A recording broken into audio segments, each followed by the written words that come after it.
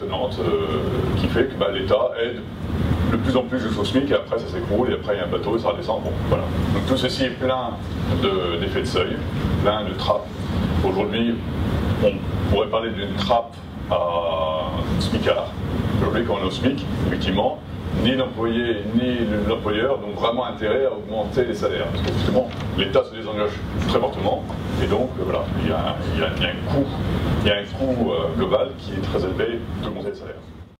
Donc, en conclusion, je dirais que finalement le principe qui nous guide, c'est de dire que nous voulons mettre en place des prestations universelles avec ce LIBER, un système de santé, une aide pour les jeunes enfants, l'éducation, tout ça, bon, ça c'est universel, donc on ne voit pas pourquoi il y aurait des différences entre les personnes sur ce sujet-là. Ensuite, des assurances sociales, bien entendu, retraite, chômage, la génération libre, vous direz, privée, bon, pour l'instant, c'est pas tout à fait tranché dans ce sens-là.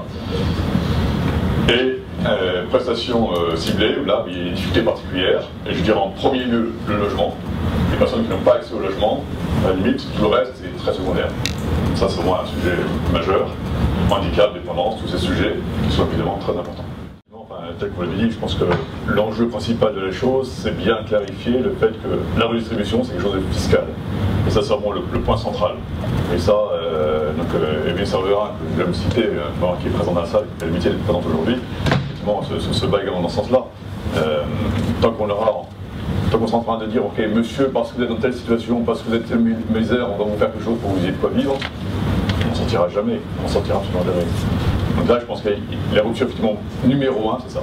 C'est comprendre que c'est un problème fiscal et que ça doit être une règle immuable de la fiscalité qui peut être construite, mais vraiment dès l'origine, sur ce principe-là.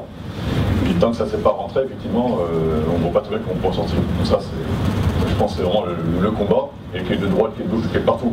Et donc, j'appelle vraiment tous ceux qui ont ce sentiment qu'il faut avancer dans cette direction-là, de vraiment comprendre que c'est vraiment un sujet fiscal. C'est la fiscalité qui va être le centre de la chose.